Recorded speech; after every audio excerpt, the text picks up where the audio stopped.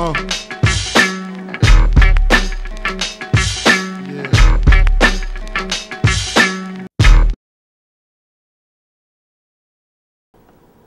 happens after I die?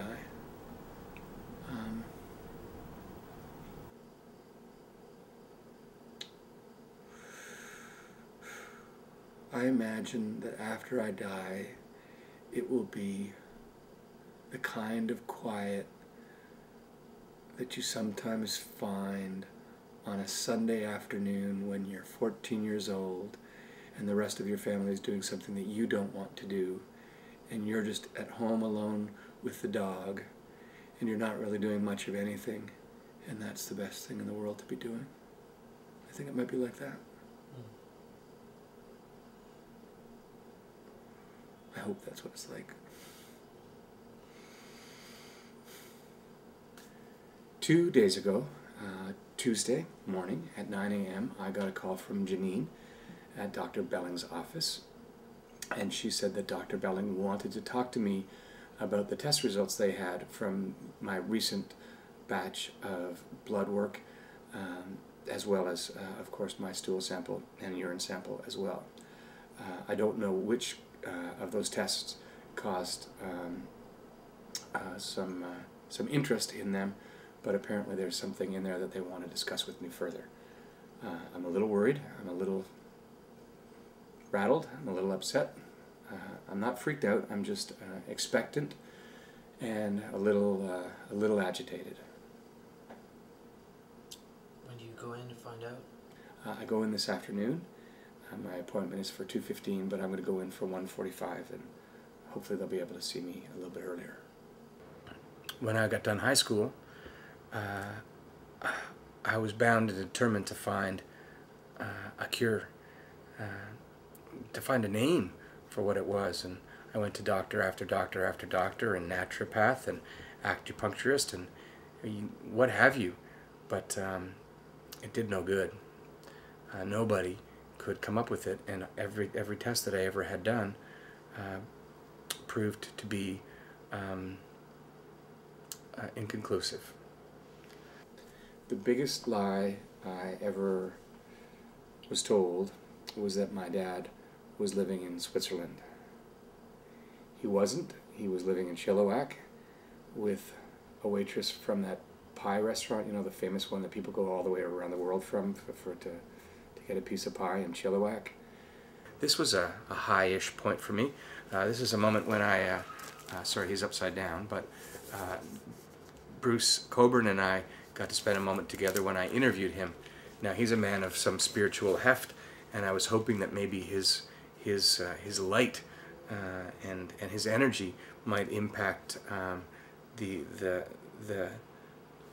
waves within inside of my skin, but my naturopath said that I was watching too many programs of a dark and disturbing nature, and that was why I was having the problems with my ankles. I've done everything I possibly can to make sure that this particular environment and every environment that I walk into is so free of germs and other contaminants that might possibly cause me harm. You could literally lick the floor.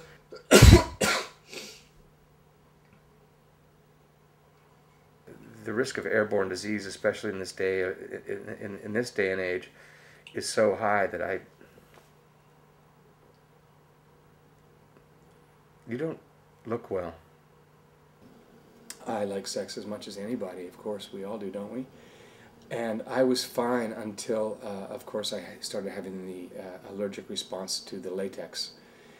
And that was just a nightmare with the hives and the swelling and the open sores that developed from the pustules. Yes, yep. See, I keep the ring on. We've been apart for, well, over a year now. And it's not that I don't love her. I do. Of course I love her. But I'm going to put this bluntly, is she had to go. It was time. Why? There's only so much of that kind of hygienic malaise that you could stand. I mean, it's just... Am I working right now? That is an interesting question. Well, they relieved me of my duty because they were concerned for my welfare. But the embarrassing part is that they had me sent in for a psychiatric evaluation. And I could be on paid leave right now if I accepted their findings. And I was not willing to accept the result of their findings. What was the result? They felt that I needed to be under psychiatric care for psychosomatic factitious illness disorder. And what is that exactly? PFID is the individual so strongly believes that they are sick that they create illness within their own body. I know what I know. I feel what I feel. It is my body. I know. And don't think that you could come in here and lay that kind of charge at my feet either. I've had it with you. This is not the first time I've been interviewed. You told me this would be a fair, unbiased view.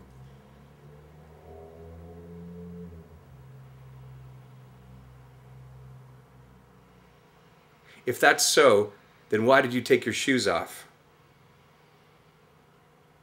It's customary. Yeah, it's customary to tromp disease through someone's house. The mat outside is for you to wipe your shoes. The floor inside is for you to walk on, in your shoes, not in your sopping wet, sweaty feet.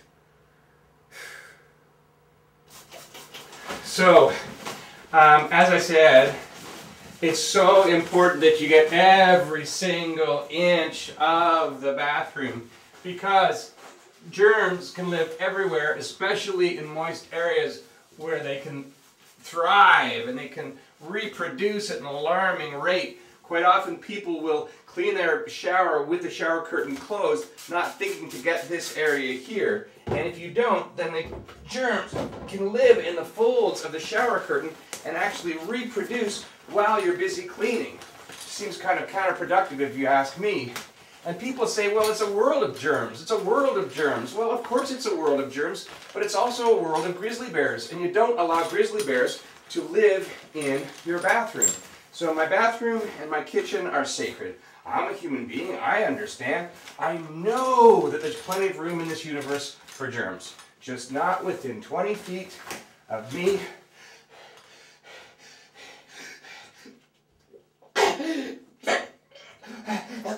Get me a bag. What? A bag. A bag. Get me a bag. Get me a bag. Get me a bag. Get me a bag. Get me a bag. Get me a bag.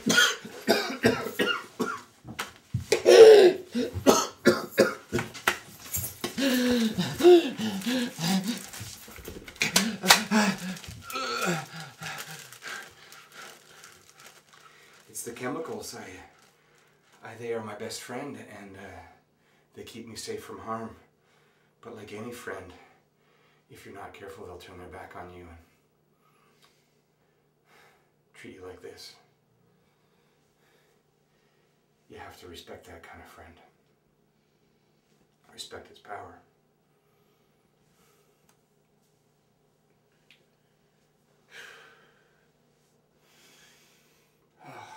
Smells good. Smells clean. Smells safe.